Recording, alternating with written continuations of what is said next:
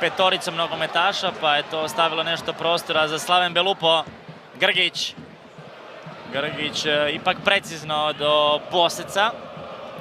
A Bosec odigrava kratko za Jagušića. Jagušić petom do Dolčeka.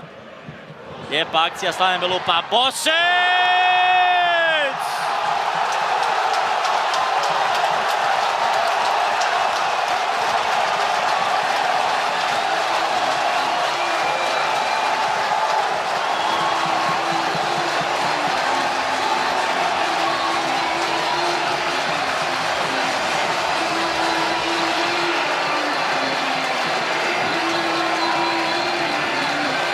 Od svih na travnjaku, neočekivani heroj Antonio Bosec, njegov tek drugi pogodak za Slaven Belupo u posljednjih 5 godina i našao je trenutak kada zabiti drugi.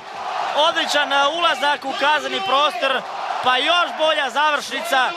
Ništa tu nije mogao Zlobislić na vratima Rijeke. Vratio se Slaven Belupo u utakmicu u 69. minuti.